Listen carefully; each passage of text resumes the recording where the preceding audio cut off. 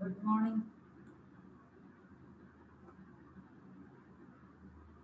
കഴിഞ്ഞ ക്ലാസ്സിലെ കൊളേഷനിൽ നമ്മൾ കുറച്ച് സെൻറ്റർ ഓഫ് മാസും ലബോറട്ടറി ഫ്രെയിം ഓഫ് റെഫറൻസും സിസ്റ്റവും ഒക്കെ പഠിച്ചിരുന്നു. അത് നോക്കിയായിരുന്നോ?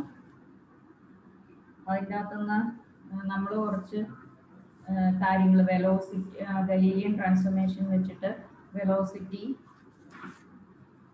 എന്തൊക്കെയാണ് പഠിച്ചത്?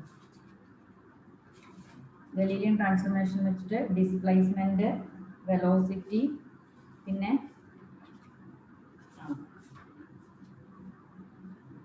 കൈനറ്റിക് എനർജി വെച്ചിട്ട് അതിൻ്റെ വെലോസിറ്റി, ആ വെലോസിറ്റി രണ്ടും ഈക്വൽ ആണ്.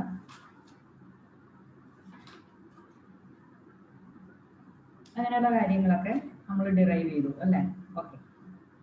ദെൻ ഇന്ന് നമുക്ക് kinetic energy in lab and centre of mass system.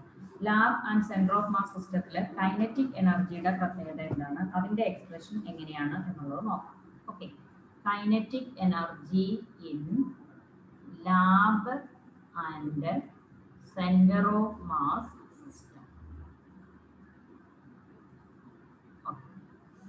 Lab system എന്താണെന്ന് അറിയാലോ. ഒരു ലാബോറട്ടറിയിൽ ഫിക്സ് ചെയ്ത് വെച്ചിരിക്കുന്ന coordinates with respect to observer, ആ ഫ്രെയിം ഓഫ് റെഫറൻസിന് മൂവ്മെന്റ് ഇല്ല, ചേഞ്ച് ഇല്ല അല്ലേ? ഇപ്പൊ ലാബ് സിസ്റ്റത്തിൽ നമ്മൾ കൺസിഡർ ചെയ്യുന്നത് രണ്ടെണ്ണം. ഒന്ന് ഇലാസ്റ്റിക് സ്കാറ്ററിങ്ങിന്റെ കേസ്, രണ്ടാമത്തേതായിരിക്കും ഇൻഇലാസ്റ്റിക് സ്കാറ്ററിങ്ങിന്റെ കേസ്.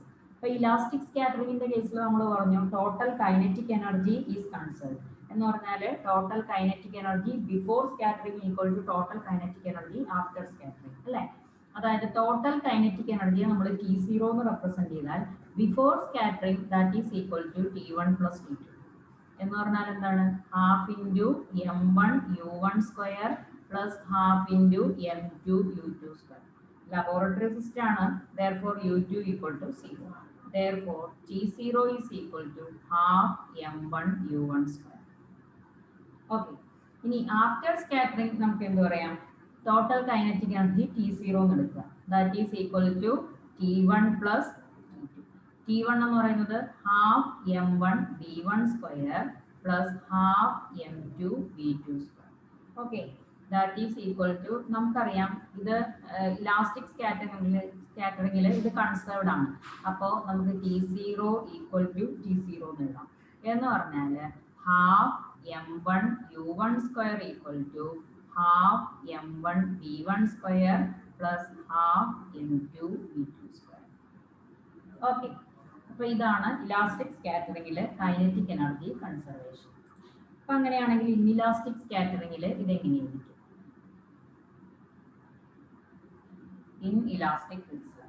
ഇൻഇലാസ്റ്റിക് കേസിൽ ടോട്ടൽ എനർജി കൺസേർവ്ഡ് ആണ്. പക്ഷേ ആ എനർജി എന്ന് പറയുന്നത് kinetic energy plus potential energy ആയിരിക്കണമെന്നില്ല. ഏതൊക്കെ രീതിയിലുള്ള എനർജി അതിൻ്റെ അകത്ത് ഉണ്ടാകാമോ ആ എനർജി എല്ലാം കൂടെ ചേരുമ്പോൾ ടോട്ടൽ എനർജി കൺസേർവ്ഡ് ആണ്. Kinetic energy alone is not conserved and kinetic energy plus potential energy may not be conserved. അപ്പോൾ ഇതിൻ്റെ അകത്ത് ഇപ്പോൾ ഉള്ളത് എക്സൈറ്റേഷൻ എനർജിയോട് ചേർത്തുള്ള എനർജിയാണ് നമ്മൾ കൺസിഡർ ചെയ്യാൻ പോകുന്നത്. അപ്പം കൈനറ്റിക് എനർജി ബിഫോർ സ്കാറ്ററിംഗ് എന്ന് പറയുന്നത് T0 ആണ്. That is equal to first particle കൊണ്ട് മാത്രമേ ഉള്ളൂ, U2 0 ആയതുകൊണ്ട് that is equal to M1 U1 square. നമുക്കറിയാവുന്ന കാര്യമാണ് ബിഫോർ സ്കാറ്ററിംഗ്. പിന്നെ ആഫ്റ്റർ സ്കാറ്ററിംഗ് എന്ന് പറയുന്നത് എന്തായിരിക്കും? T1 പ്ലസ് T2 ആണ്.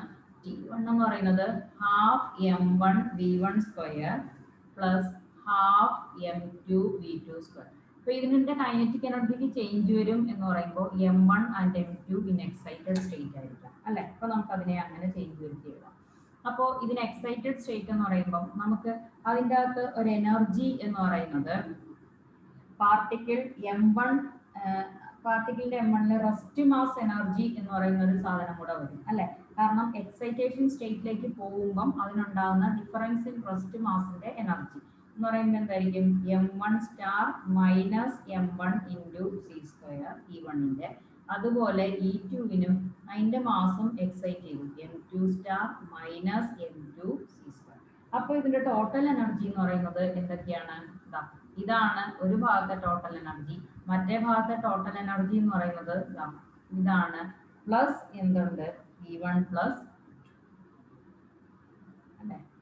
E1 പ്ലസ് അപ്പോൾ ഇതിൻ്റെ അകത്ത് ടോട്ടൽ എനർജി കൺസേർവ്ഡ് എന്ന് പറഞ്ഞാൽ നമുക്ക് എങ്ങനെ എഴുതാം? That is half into m1 u1 square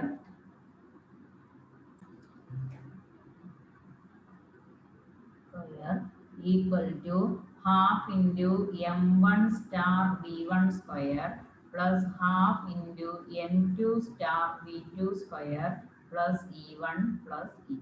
okay, ഇതാണ് ഇൻഇലാസ്റ്റിക് കേസിൽ ടോട്ടൽ എനർജി കൺസർവേഷൻ. അതാണ് kinetic energy in laboratory frame.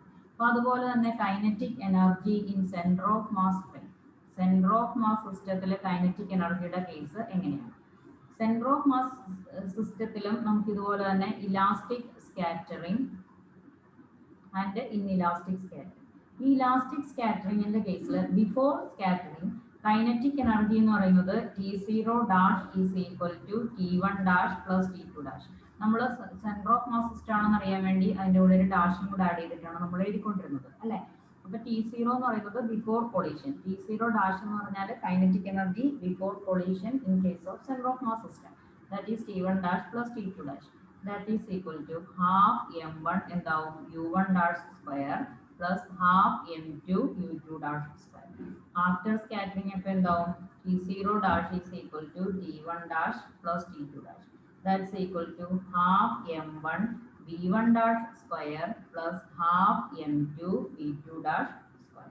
അപ്പം നമുക്കറിയാം ഈ രണ്ടെണ്ണത്തിൻ്റെയും സെൻറ്റർ ഓഫ് മാസ് ഫ്രെയിമിൽ ഇത് രണ്ടും ഈക്വൽ ആണെന്ന് എടുത്താൽ T0 dash is equal to T1 dash plus T2 dash is equal to T1 dash plus T2 dash. Okay, centre of mass എന്ന് പറയുന്നത് which is moving with respect to laboratory system with velocity അല്ലേ? അപ്പോൾ kinetic energy of centre of mass system തന്നെ move ചെയ്യുന്നുണ്ട്. അപ്പോൾ അതിൻ്റെ kinetic energy എന്ന് പറയുന്നത് half into m1 plus m2 into v square. Okay, half into m1 plus m2 into v square. ഇനി രണ്ടാമത്തെ കേസ് ഇൻഇലാസ്റ്റിക് സ്കാറ്ററിംഗ്.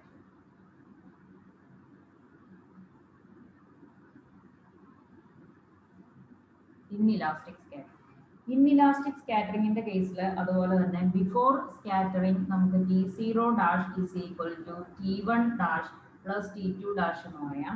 അതുപോലെ ആഫ്റ്റർ സ്കാറ്ററിംഗ് ഇത് ബിഫോർ സ്കാറ്ററിംഗ്. പിന്നെ ആഫ്റ്റർ സ്കാറ്ററിംഗ് നമുക്ക് എന്ത് പറയാം?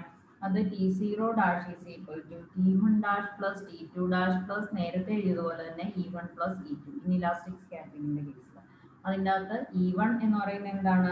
That is excitation N1 star minus M1 into C square and E2 is equal to M2 star minus M2 C square.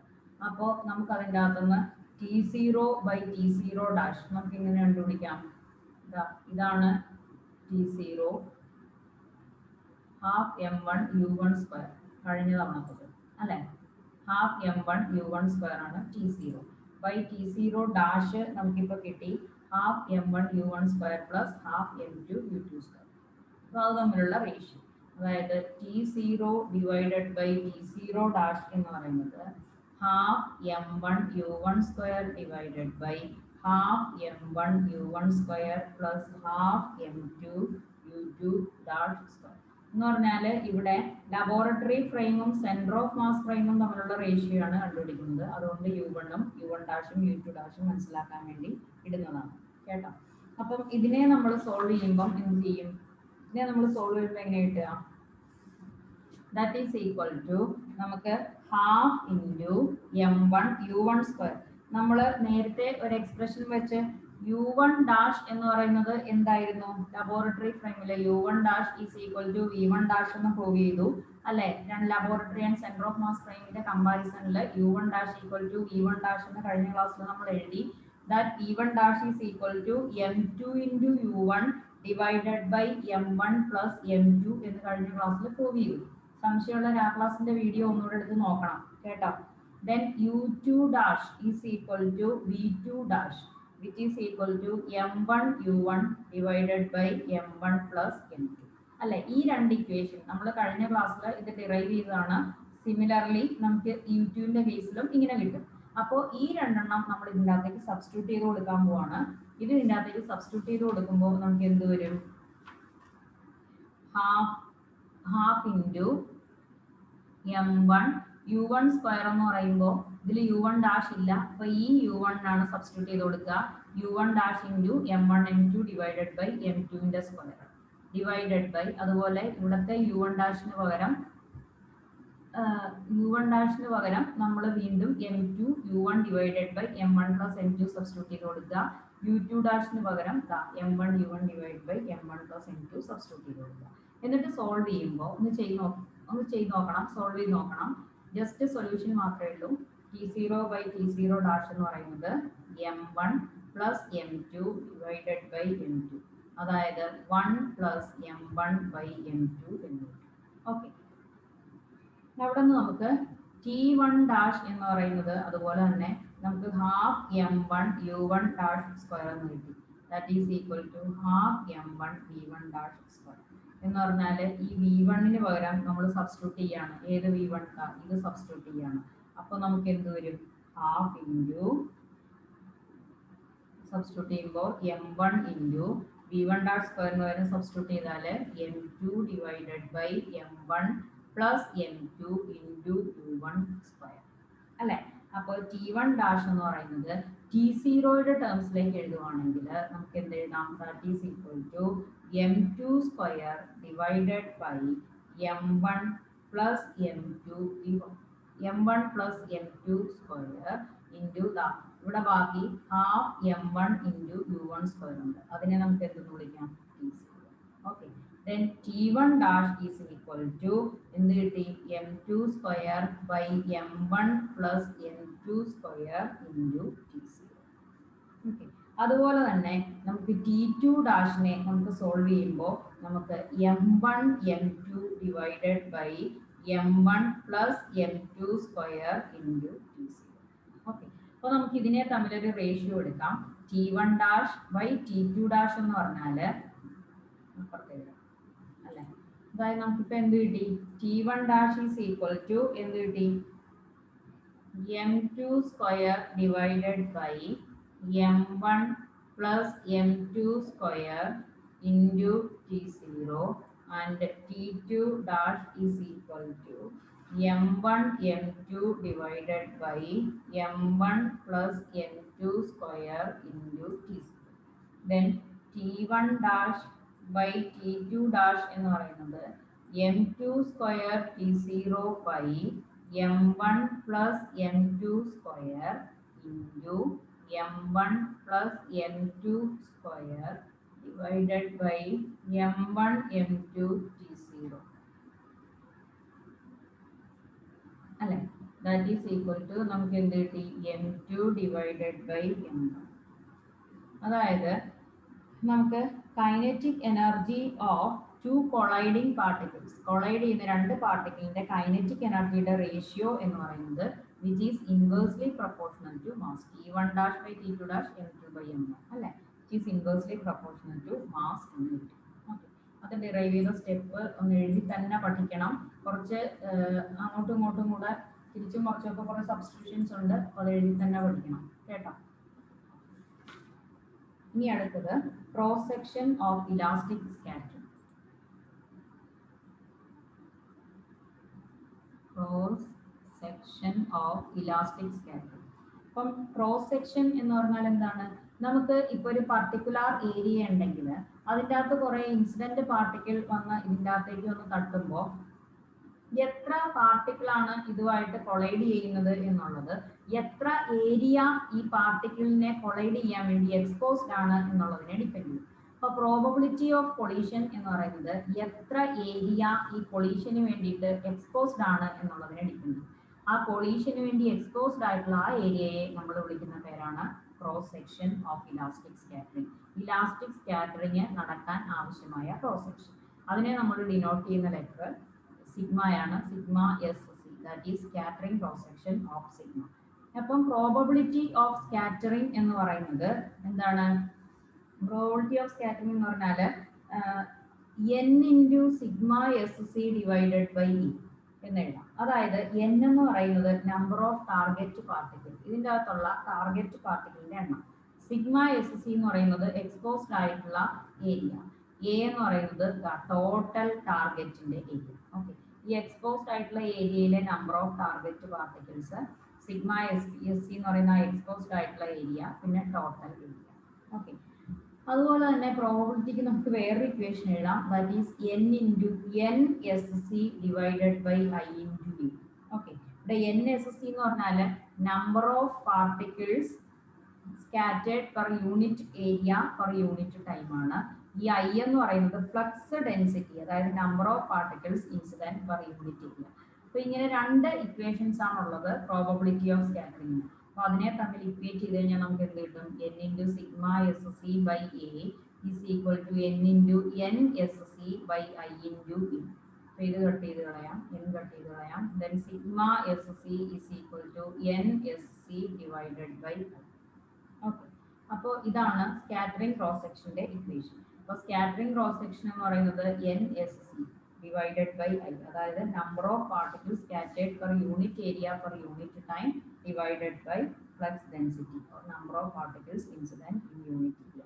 ഇതിനെ നമുക്ക് ഡിഫറൻഷ്യൽ സ്കാറ്ററിംഗ് ക്രോസ് സെക്ഷന്റെ ടേംസിൽ പറഞ്ഞാൽ, അതായത് തീറ്റ ആംഗിളിന്റെ കേസിൽ പറഞ്ഞാൽ നമുക്ക് ഇതിനെ എന്ത് എഴുതാം? Sigma theta is equal to N S C theta divided by I. അതിനെ സോളിഡ് ആംഗിൾ ഒമേഗയുടെ കേസിൽ പറഞ്ഞാൽ sigma of theta D omega equal to എന്ത് എഴുതാം? N S C theta D omega divided by I. അപ്പോൾ ഈ മൂന്ന് ഇക്വേഷൻസ് ഓർത്തിരിക്കുക, സ്കാറ്ററിംഗ് ക്രോസ് സെക്ഷനും ഓർത്തിരിക്കുക. അപ്പോൾ ഇത്രയും കാര്യങ്ങളുടെയും നോട്ട് ഞാൻ ഗ്രൂപ്പിലേക്ക് ഇട്ടേക്കാം. അപ്പോൾ ഇത്രയും പഠിച്ചിട്ട് വേണം അടുത്ത ക്ലാസ്സിൽ ഇരിക്കാൻ, കേട്ടോ.